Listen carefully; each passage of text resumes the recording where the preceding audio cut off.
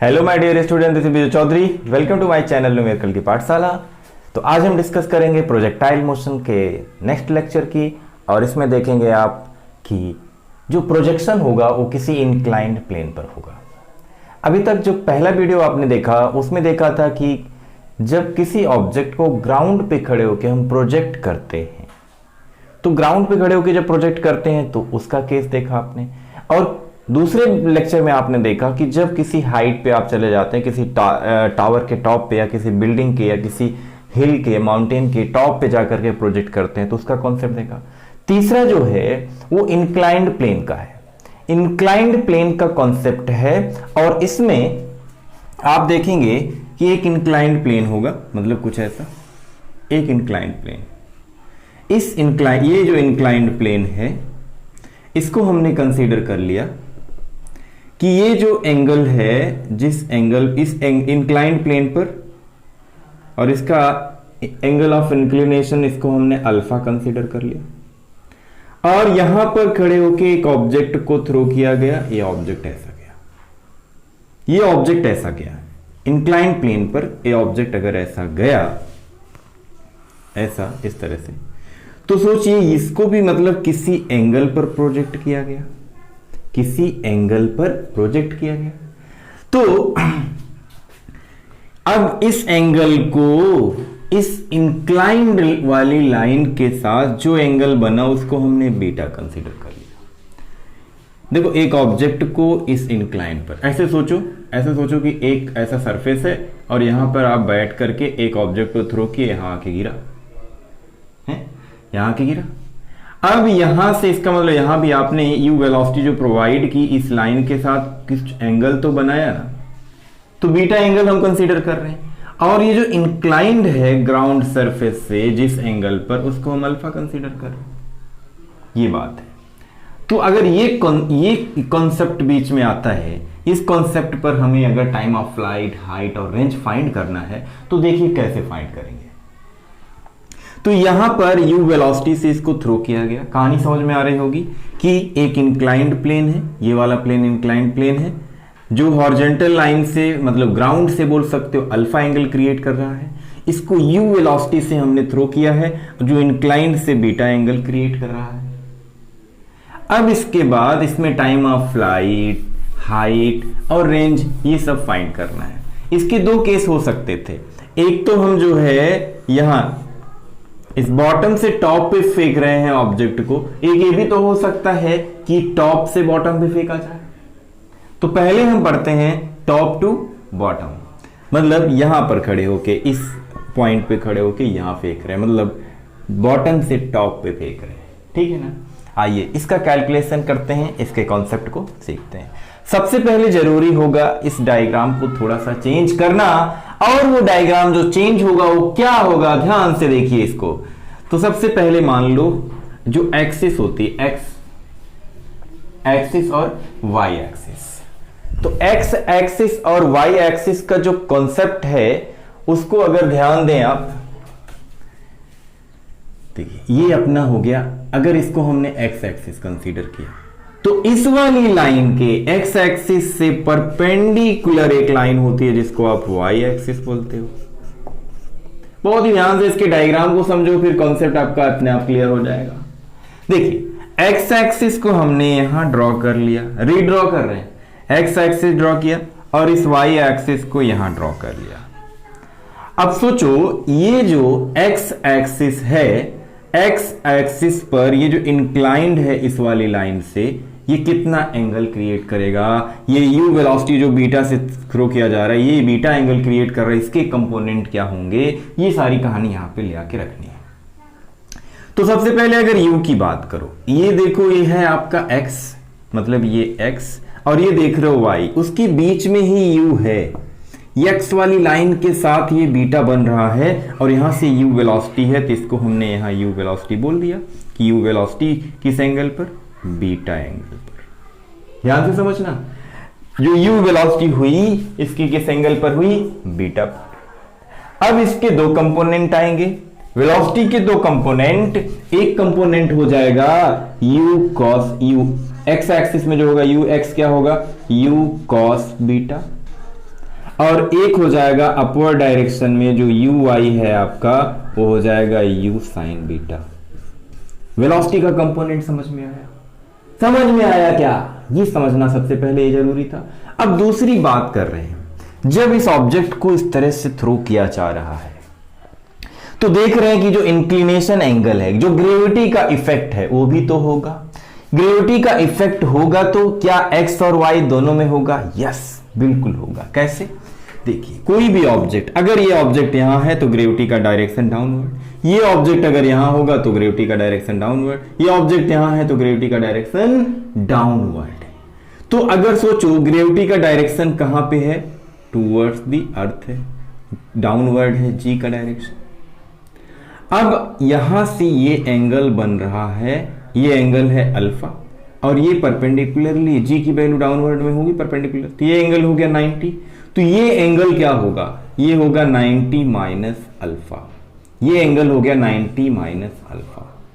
अब देखिए जी की जो वैल्यू है इस लाइन पर, इस हॉरिजॉन्टल लाइन पर एक्स एक्सिस पर एक हम परपेंडिकुलर लाइन ड्रॉ करते हैं। ये परपेंडिकुलर जो लाइन है ये एंगल कितना होगा इसकी बात करने जा रहे हैं। ये 90 माइनस अल्फा है, ये 90 है, सोचो तो ये क्या होगा? अल्फा होगा। और क्या होगा कि नहीं? ये अल्फा, ये 90, देखो ये पूरा का पूरा कितना 90 और ये पूरा 90, ये अल्फा, अब ये 90, तो 90 माइनस अल्फा, तो ये अल्फा बचा कि नहीं बचा भाई ज्योमेट्री से? चलिए, तो हमें अल्फा की जरूरत थी, हमने यहां पे बोल दिया कि ये क्या है? अल्फा है। अब इसको अगर देखो, रीड्रॉ करूं मैं कि जी इस डायरेक्शन में है और ये परपेंडिकुलर जो लाइन है ये एक्स एक्सिस से ऐसे जा रही है, ये परपेंडिकुलर जो लाइन है ये अल्फा एंगल यहां क्रिएट कर रही है। ये एक्स वाली लाइन है और आपको पता है ये वाई वाली लाइन है। तो देखो इसके साथ जी का दो कंपोनेंट बनाना है। अल्फा वाली, अल्फा जो है इसके साथ क्या आएगा? इस डायरेक्शन में जी कॉस अल्फा आ जाएगा और यहां से परपेंडिकुलर इस डायरेक्शन में जी साइन अल्फा आ जाएगा। क्लियर होना चाहिए, बातें क्लियर होनी चाहिए कि ये कंपोनेंट कैसे बन रहा है। ध्यान से समझो, बस मैं पहले बोल रहा हूं, डायग्राम बहुत इंपॉर्टेंट है। अब देखिए यहां से जी के दो कंपोनेंट, जी cos alpha, G sine alpha. ये एक्स वाली एक्सिस पर कौन है? जी साइन अल्फा, लेकिन एक्स की ये ओरिजिन अगर है तो इसके नेगेटिव डायरेक्शन में, तो इधर आ गया आपका एक्सीलरेशन इन एक्स डायरेक्शन क्या हो गया? Minus G sine alpha, G sine alpha. Acceleration in G क्या है? ग्रेविटेशनल एक्सीलरेशन है, तो एक्सीलरेशन इन एक्स एक्सिस कितना हो गया? Minus G sine alpha. अब acceleration in Y direction downward में है, A Y, A Y, acceleration in Y direction A Y कितना? Minus G sine, sorry minus G cos alpha. ये कहानी सबसे जरूरी थी, बस अब पूरा डेरिवेशन आप कर सकते हैं। तो इस डायग्राम में आपने क्या देखा कि इंक्लाइंड किस पर था? वीडियो को पॉज कर करके आराम से नोट्स बनाते हुए इसको समझो, फिर इस पर बेस कोई भी क्वेश्चन आएगा ना प्रोजेक्टाइल का, आप बहुत आराम से कर सकते हैं। तो ठीक है, आइए इसका डेरिवेशन बताता हूं। सबसे पहले हम बात करते हैं टाइम ऑफ फ्लाइट की। Time of flight, time of flight मतलब यहां से जब ये उड़ा और यहां पहुंचा, है ना, जब ये हवा में रहा, टाइम ऑफ फ्लाइट, तो इसको कितना टाइम लगा?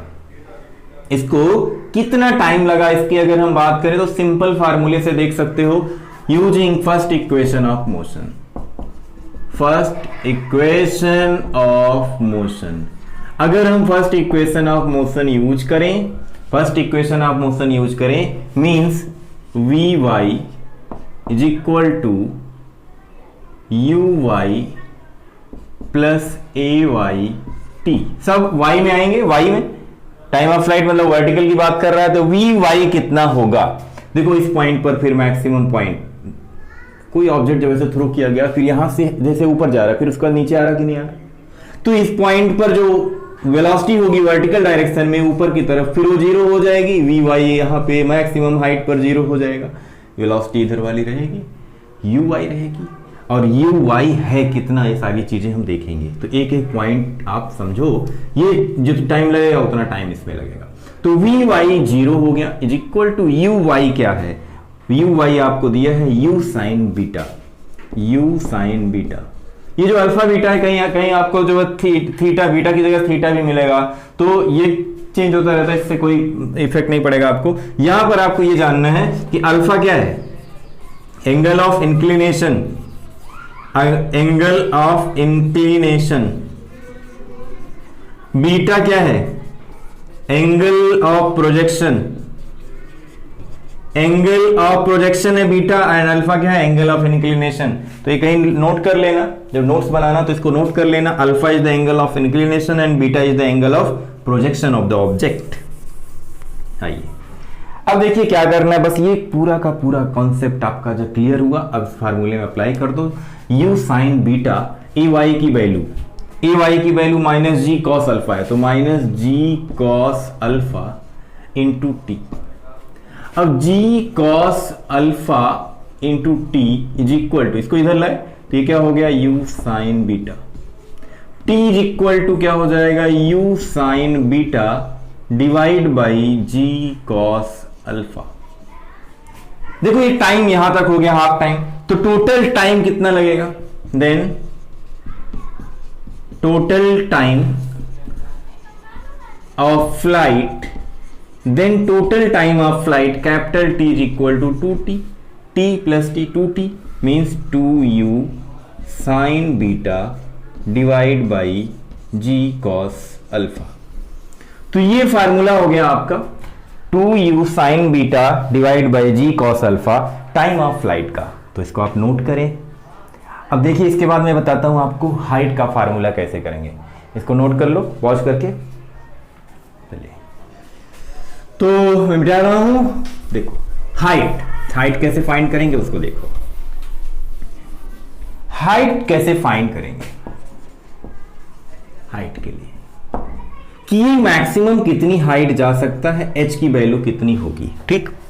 तो देखिए हाइट के लिए फिर इक्वेशन यूज करेंगे, second equation of motion, using second equation of third equation of motion. Third equation of motion में क्या बोला जाता है, वी वाई, फिर हाइट की बात कर रहा है, इसका मतलब वाई डायरेक्शन को वेरिएबल मान के चलेंगे। V Y square is equal to you Y square plus 2ay into H, 2ah होता है। और वी वाई फिर मैक्सिमम हाइट पर क्या हो जाएगा, 0, U Y square, U Y की वैल्यू यू साइन बीटा, तो इसका स्क्वायर कर लो, U square sine square beta, तो u square sine square beta plus 2ay कितना है, माइनस जी कॉस अल्फा, तो ये माइनस आ जाएगा, minus 2g cos alpha into H. अब यहां से implies that 2gh cos alpha को इधर लाओ, 2gh cos alpha is equal to you square sine square beta, या implies that h is equal to you square sine square beta divide by 2g cos alpha. तो maximum height inclined plane का find करने का ये तरीका हो जाएगा।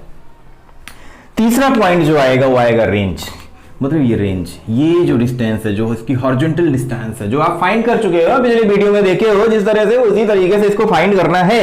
तो h is equal to you square sine square beta divide by 2g cos alpha आया, तो रेंज किस तरह से फाइंड होगा, रेंज में क्या केवल हॉरिजॉन्टल डिस्टेंस आएगी या क्या होगा ये देखेंगे, ठीक है ना। आइए देखते हैं, क्योंकि यहां पर हॉरिजॉन्टल जो एक्स एक्सिस में या हॉरिजॉन्टल में ग्रेविटेशनल एसिलेशन की बात कर रहा है, एसिलेशन, ग्रेविटेशनल एसिलेशन जी की वैल्यू भी है इस बार, तो आप केवल यू एक्स इंटू जी नहीं कर सकते। तो क्या चेंजेस है क्या नहीं है, चलिए उसकी बात कर लेते हैं।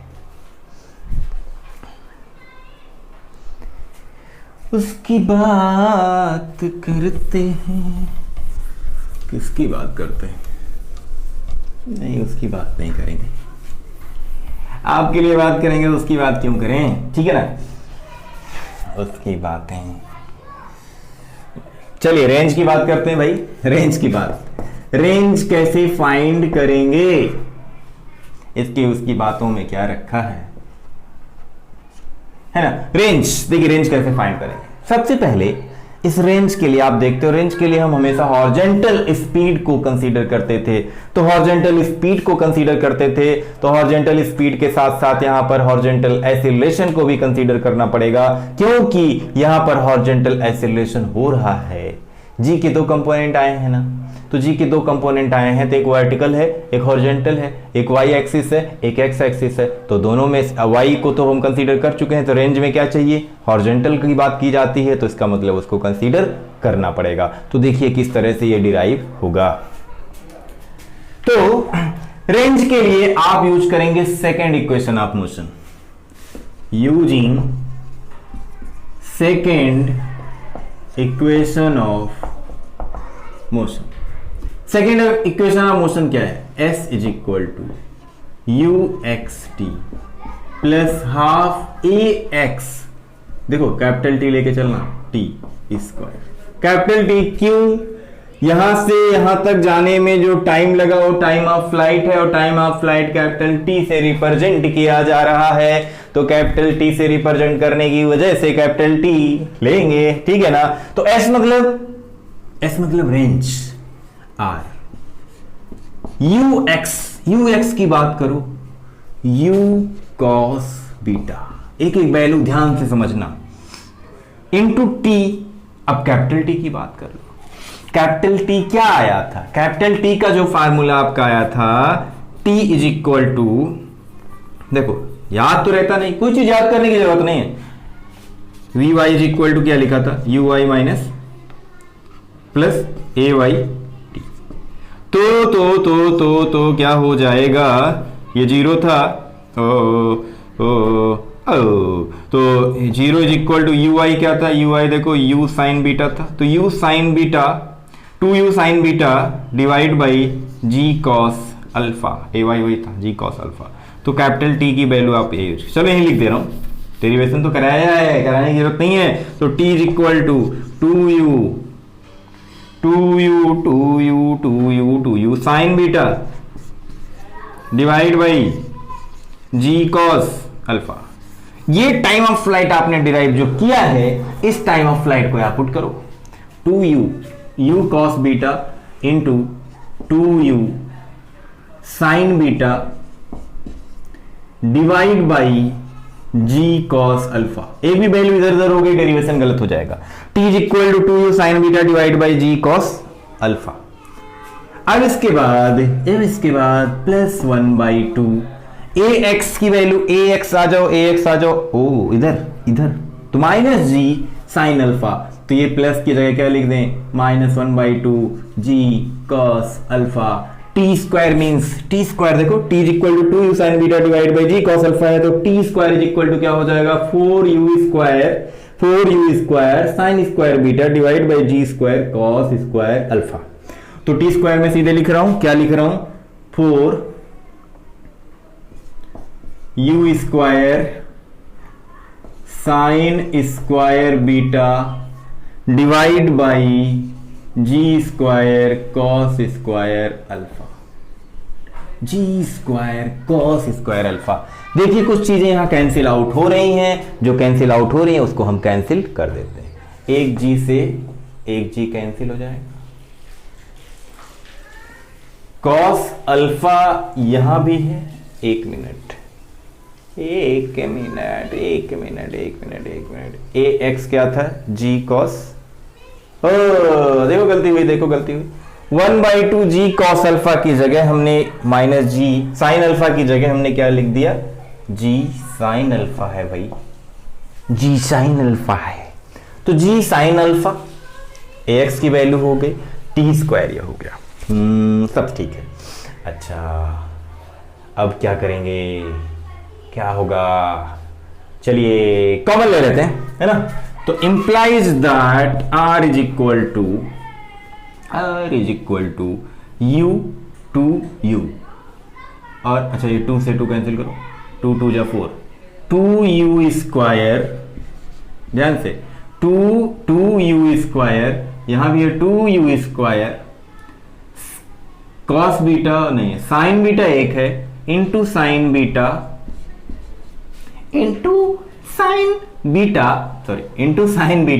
Divide by ji cos alpha, यहां भी है जी कॉस स्क्वायर अल्फा वहां है, तो यहां से कॉमन ले लो जी कॉस अल्फा। अब जो बचा उसको लिख लेते हैं।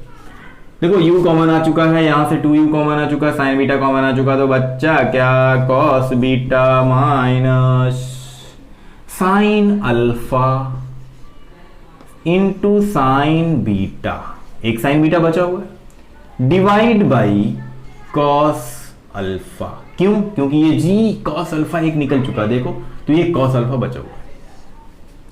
तो implies that r is equal to 2u square sine beta divide by ji cos alpha in bracket LCM इसका कॉस अल्फा हो गया, तो कॉस अल्फा इधर आया, तो cos alpha into cos beta minus sine alpha into sine beta.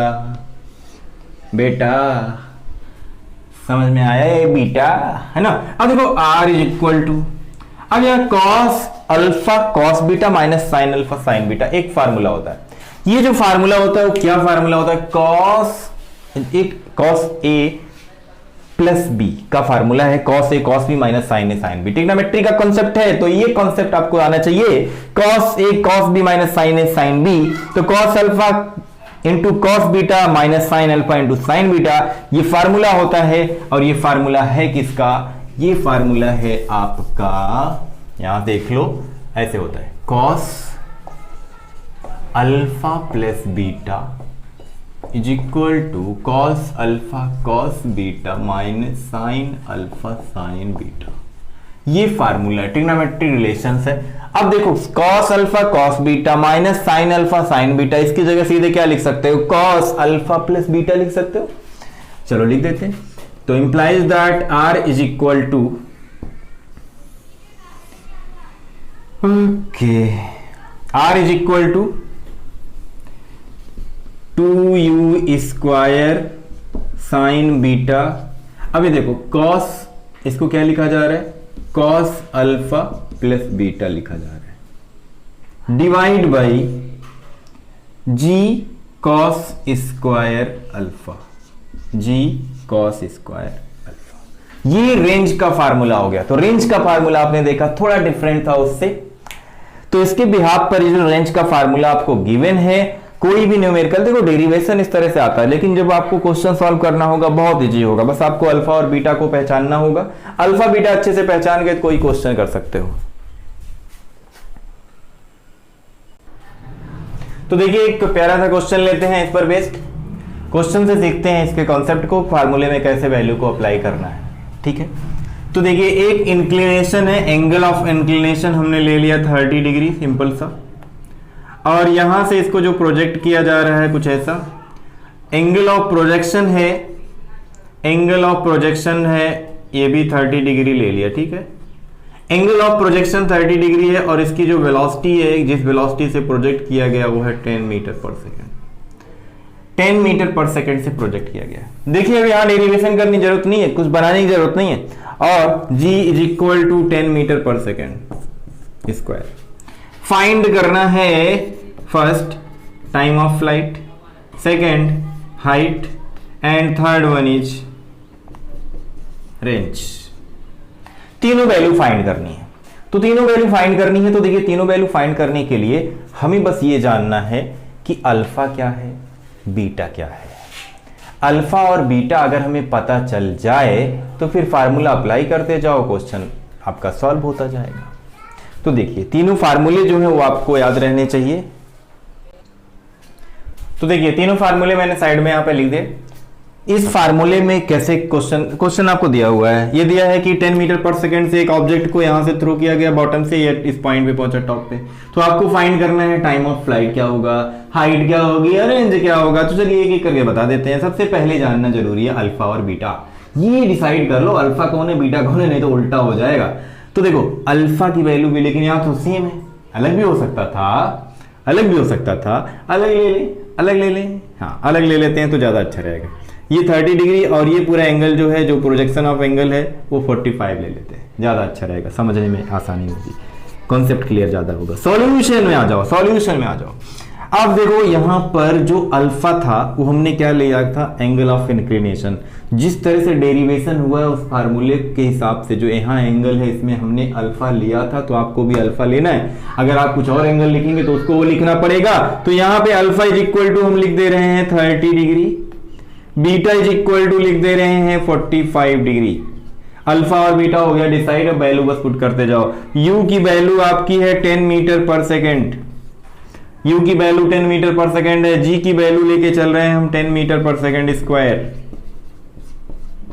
अब आपको सबसे पहले बताना है टाइम ऑफ फ्लाइट, तो t is equal to formula क्या है 2u u की वैल्यू ना, वहां फार्मूला देखो 2u sine beta divide by g cos alpha, तो 2 इंटू यू, एक बार लिख दें 2u sine beta divide by g cos alpha, तो t is equal to 2 into 10 into sine beta, beta मतलब 45 degree divide by 10 into cos alpha मतलब 30 degree. तो 10 से 10 कैंसिल हो गया, तो 2 इंटू साइन 45, तो 2 is equal to 2 into sine 45 कितना होता है 1/√2 डिवाइड बाई कॉस 30, और कॉस 30 की वैल्यू क्या होती है √3/2 होती है।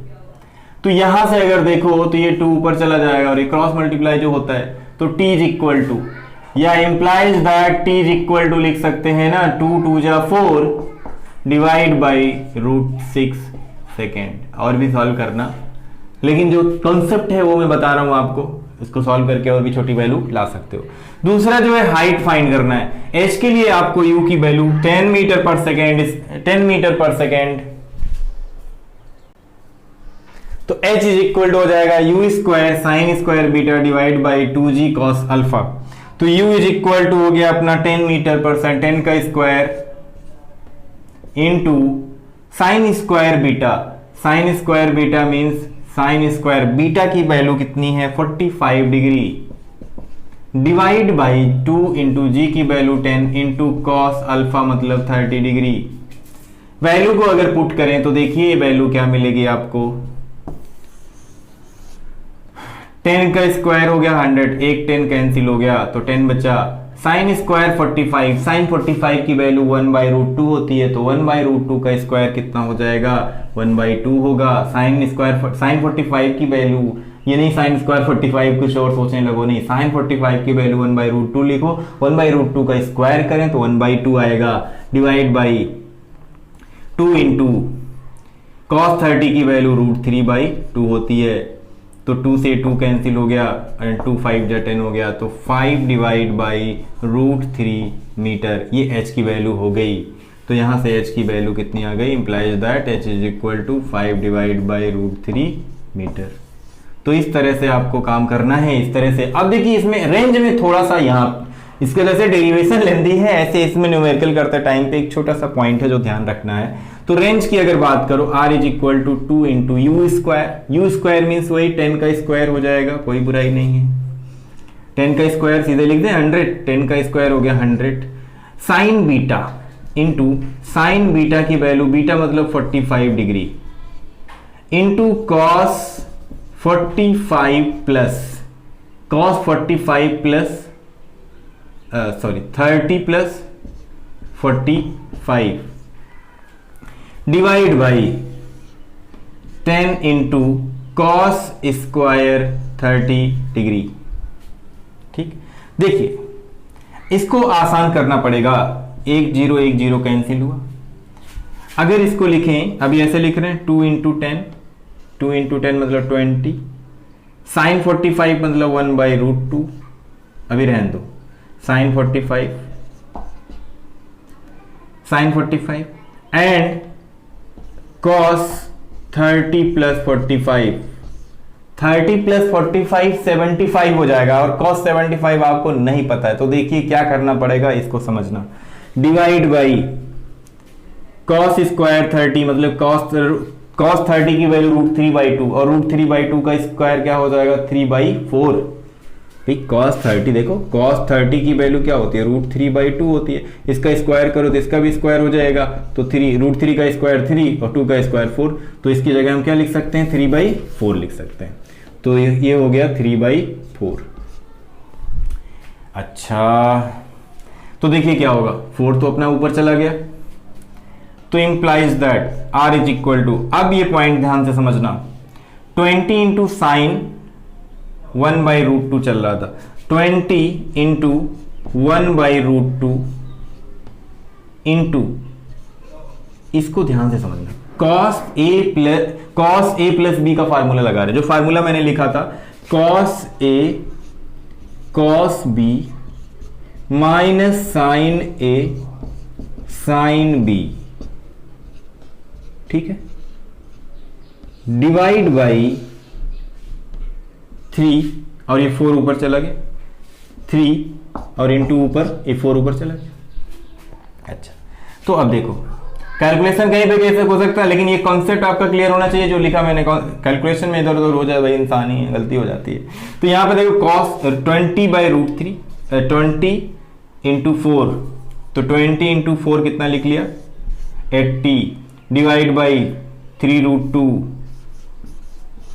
चलो अंदर कैलकुलेशन कर लेते हैं, cos 30 की वैल्यू √3/2, cos 45 1/√2, माइनस 1 sin 30 की वैल्यू 1/2, sin 45 1/√2।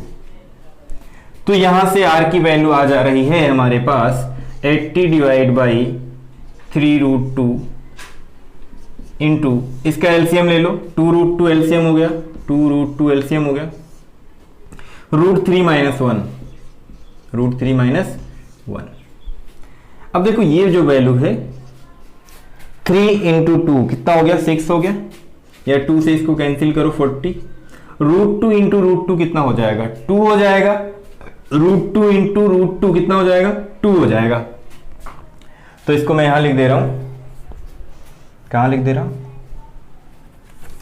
यहां लिख दे रहा हूं, ठीक है।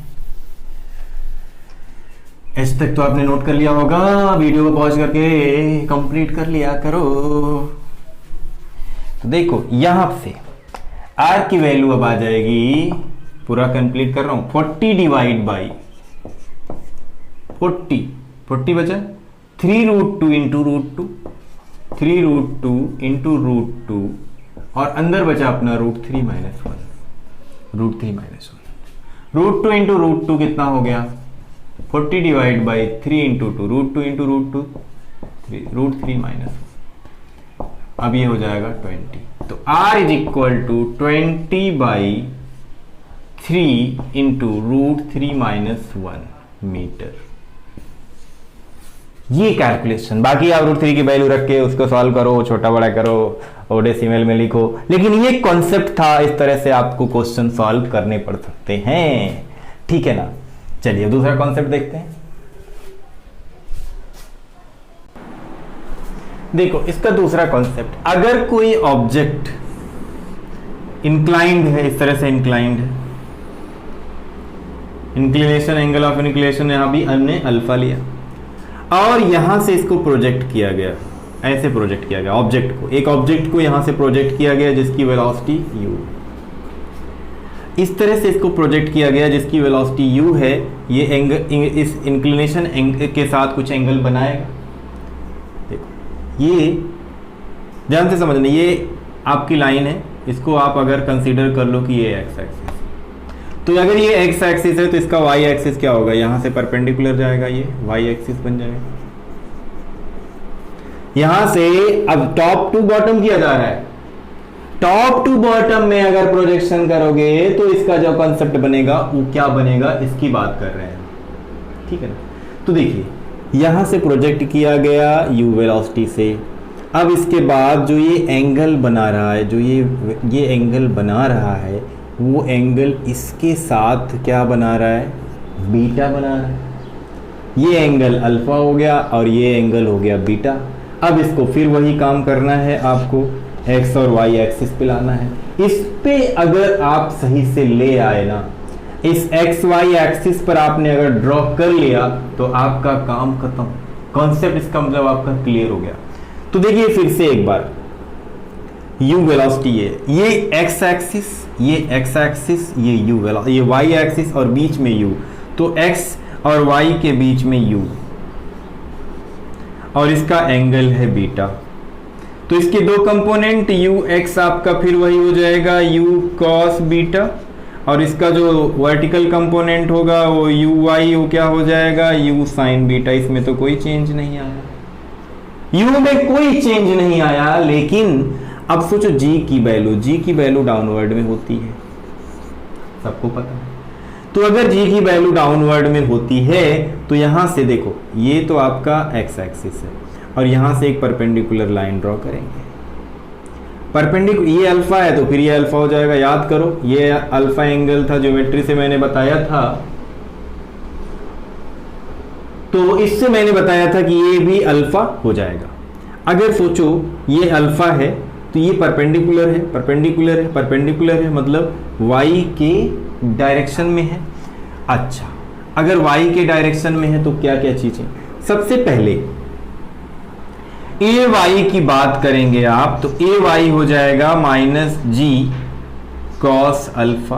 कैसे भाई, इसके साथ अल्फा है तो ये वैल्यू क्या आई जी कॉस अल्फा आएगी, और ये जी कॉस अल्फा डाउनवर्ड में है, वाई में ही है लेकिन वाई के अपोजिट में है तो निगेटिव डायरेक्शन में है तो माइनस जी कॉस अल्फा।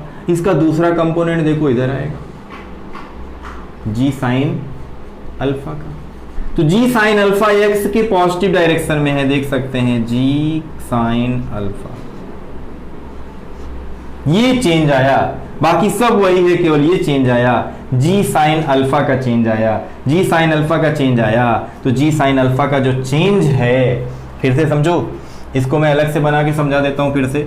जी की वैल्यू डाउनवर्ड में है और ये आपका एक्स एक्सिस वाली लाइन है, यहां से आपने एक परपेंडिकुलर ड्रॉ कर दिया, ये एंगल आपका हो गया क्या, यहाँ से जो एंगल था वही होगा, अल्फा है तो ये भी अल्फा हो गया।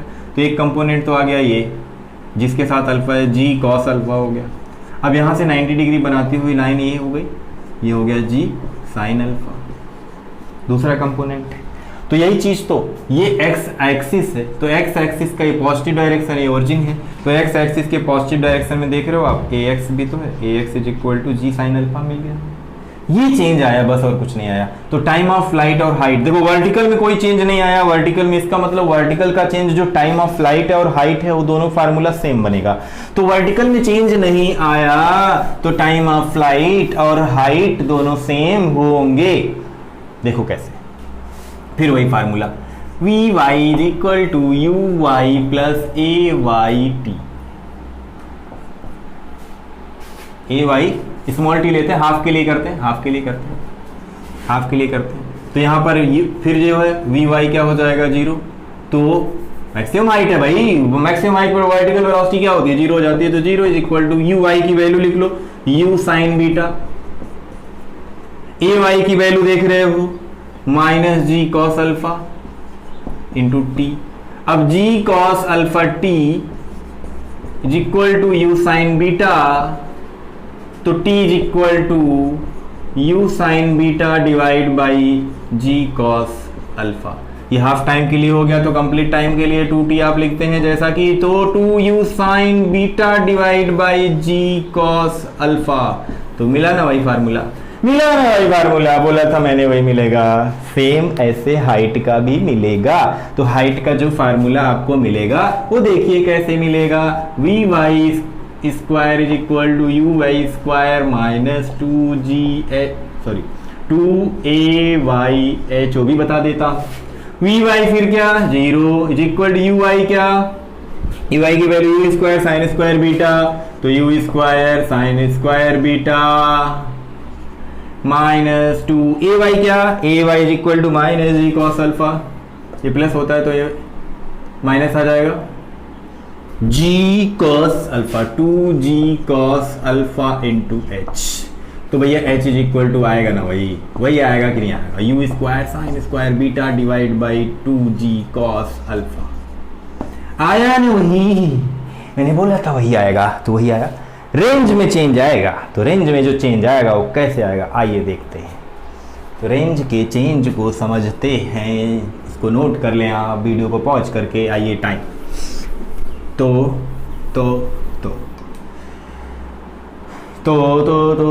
इसको मिटा दो। टाइम का फार्मूला ध्यान रखो, 2u sine beta divide by ji cos alpha. Sine का फार्मूला जरूरी है क्योंकि यहां जरूरत पड़ेगी, तो t is equal to 2u sine beta divide by ji cos alpha, फिर यहां लिख लेते हैं। अच्छा जी, चलिए रेंज की बात करते हैं। रेंज मतलब using second equation of motion. Range के लिए कुछ भी करेगा, using second equation of motion. Using second equation of motion. Second equation of motion क्या होता है? s is equal to u x t plus half a x t square, यही होता है। बहुत अच्छा, बहुत बढ़िया। s is equal to u x t plus half a x t square. s मतलब range, r is equal to u x की बात करो u cos बीटा, t की बात करो तो 2u sine beta divide by g cos alpha into 2u sine beta divide by g cos alpha. बहुत बढ़िया। प्लस 1/2 ax की बात करो, इस बार ax देखो इस बार पॉजिटिव है, यही चेंज आया। ax इस बार पॉजिटिव है तो लिखेंगे हम g साइन अल्फा, ax की value g sine alpha. t square means वही 4u square sine square beta, 4u square sine square beta divide by g square cos square alpha. ठीक, अब कैलकुलेट कर लेते हैं वैसे ही जैसे किया था। तो r इज इक्वल टू फिर 2u square sine beta common मिल रहा है, देखो 2u into you square 2u square sine beta common मिल रहा है, divide by ji cos alpha common मिल रहा है। तो यहां वैल्यू आपको मिल जाएगी, कॉस बीटा बचेगा plus sine alpha into sine beta बचेगा।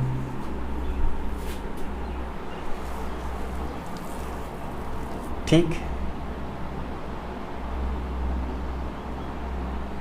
तो और नीचे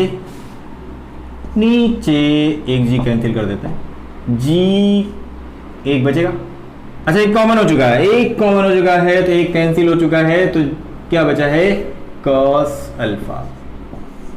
एलसीएम लेके बता दो भाई, एलसीएम लेके बताओगे तो r is equal to 2u square sine beta divide by ji cos alpha, ये आ जाएगा cos alpha cos beta plus sine alpha sine beta, oh my god, divide by cos alpha. अब ये जो फार्मूला फिर हो गया ट्रिग्नोमेट्री का फार्मूला। अब ये cos A cos B plus sine A sine B जो होता है, ये फार्मूला है किसका? ये फार्मूला है कॉस ए माइनस बी का। जब यहां पर प्लस रहेगा तो कॉस ए माइनस बी का होगा, जब यहां माइनस रहता है तो A minus A plus B का होता है। तो cos A cos B plus sine A sine B, इस ट्रिग्नोमेट्रिक रिलेशन को यहां अप्लाई किया जाता है। तो r is equal to formula आ जाएगा 2u square sine beta cos A minus B मतलब इंटू कॉस ए मतलब अल्फा माइनस बीटा। वहां प्लस आया था, यहां केवल माइनस हो गया, और divide by ji cos square alpha. तो रेंज में केवल फार्मूले में चेंज आ जाएगा। इसका मतलब आप ये बोल सकते हैं, क्या बोल सकते हैं? दोनों का रेंज अगर किसी टॉप पे जाकर के किसी ऑब्जेक्ट को इंक्लाइन प्लेन पर प्रोजेक्ट करते हो और किसी बॉटम से प्रोजेक्ट करते हो तो दोनों के रेंज में केवल डिफरेंस आएगा, हाइट में, मैक्सिमम हाइट में, और टाइम ऑफ फ्लाइट में कोई डिफरेंस नहीं आएगा। ठीक है ना? तो ये कॉन्सेप्ट था आपका जो कॉम्प्लिकेटेड एक बचा हुआ था प्रोजेक्टाइल मोशन का। तो इसी के साथ मोशन इन प्लेन कंप्लीट होता है। मोशन इन प्लेन में सारी चीजें आपने पढ़ ली है। अब इसके बाद हम नेक्स्ट चैप्टर स्टार्ट करेंगे, Newton law of motion. Very important chapter, Newton law of motion इसके बाद स्टार्ट होगा। तो ये नोट करें आप। चलिए एक एग्जांपल तो करना ही पड़ेगा, एक एग्जांपल करते हैं। चलिए एक क्वेश्चन लेते हैं। ये रहा अपना इंक्लाइंड प्लेन। इस इंक्लाइंड प्लेन पर एक ऑब्जेक्ट को प्रोजेक्ट किया गया है जिसकी वेलोसिटी है 10 मीटर पर सेकेंड, जो एंगल बना रहा है यहाँ से 30 डिग्री, और ये एंगल ऑफ इंक्लिनेशन जो दिया हुआ है हमें, एंगल ऑफ इंक्लिनेशन ये दिया हुआ है 30 डिग्री। ठीक है, अल्फा और बीटा दोनों सेम है, दोनों सेम नहीं हो, सेम होंगे तो ऐड हो जाएगा। चलिए इस बार हमने सेम ले लिया, एंगल ऑफ इंक्लिनेशन 10 डिग्री से। फिर वही कहानी, find t h and r, time of light, height और रेंज फाइंड करना है। तो टाइम से स्टार्ट करते हैं। सबसे पहले देख लो क्या क्या चीजें गिवन है। जी को हम कितना कर, alpha is 30 degree, beta is equal to 30 degree. ये चेंज भी हो सकता है, जैसा मैंने क्वेश्चन लिया था चेंज भी हो सकता है, लेकिन यहाँ अल्फा और बीटा सेम है, क्वेश्चन में ऐसा दिया हुआ है। ठीक, अल्फा बीटा है क्या, u is equal to 10 metre पर सेकेंड और g is equal to 10 metre पर सेकेंड स्क्वायर। कहीं कहीं 9.8 भी मिलेगा, जैसा आपको क्वेश्चन मिले। तो सबसे पहले क्या फाइंड करें, time, t is equal to 2u sine beta divide by g cos alpha. Value put करो, t is equal to 2 into 10 into sine beta मतलब sine 30 degree divide by g मतलब 10 इंटू कॉस 30 डिग्री।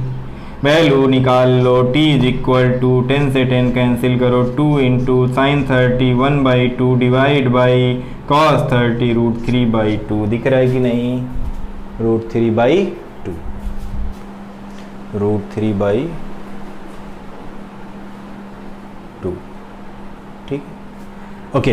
तो यहां से 2 से 2 cancel हो जाएगा, नीचे क्या है, √3/2 है। तो t इज इक्वल टू आपको वैल्यू मिल गई 1/1 डिवाइड बाई, तो ये मिल गया 2/√3, 2 डिवाइड बाई √3 सेकेंड आपको टाइम ऑफ फ्लाइट मिल गया। अब आपको h फाइंड करना है, तो h is equal to u square, u मतलब 10 का square 100 into sine square beta, sine beta की वैल्यू वो भी 30 डिग्री है, तो 1/2, देखो साइन बीटा का स्क्वायर कर दो तो 1/2 का स्क्वायर हो जाएगा। साइन बीटा का स्क्वायर मतलब 1/2 का square divide by ji cos alpha, g मतलब 10, कॉस अल्फा मतलब कॉस 30 डिग्री, कॉस 30 का मतलब √3/2। एक जीरो से एक जीरो कैंसिल कर दो, ये वैल्यू हो जाएगी 10 इंटू 1/4, 1/2 का square 1/4 divide by √3/2।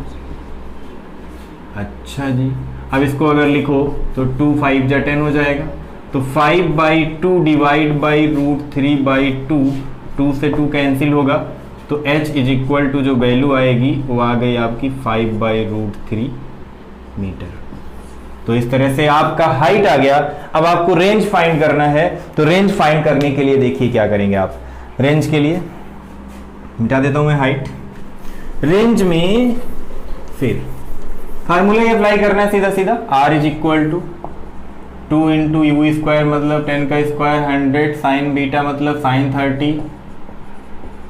30 degree into cos, यहां देखो cos alpha minus beta, cos 30 degree minus 30 degree divide by ji cos 30 मतलब कॉस स्क्वायर 30 डिग्री।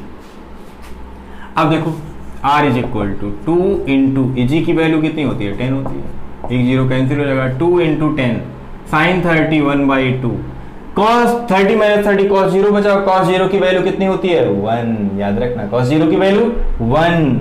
अब यहाँ cos A minus cos B, cos A plus sine A sine B मत apply करो, वहां apply किया जाता है जहां पर ऐड करने पर या सब्ट्रैक्ट करने पर वैल्यू आपको फाइंड, जैसे मान लो कि ये वैल्यू होती cos 45 माइनस 30, तो कितना आता है भाई, cos 15 आता, तो cos 15 की वैल्यू आपको नहीं पता रहती, तो आप इसको पूरा एक्सपेंड करते, आप इसको लिखते cos 45 into cos 30 plus sign 45 into sine 30।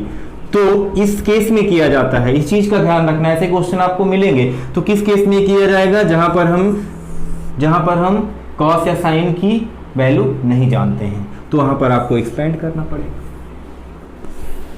चलिए, तो 2 इंटू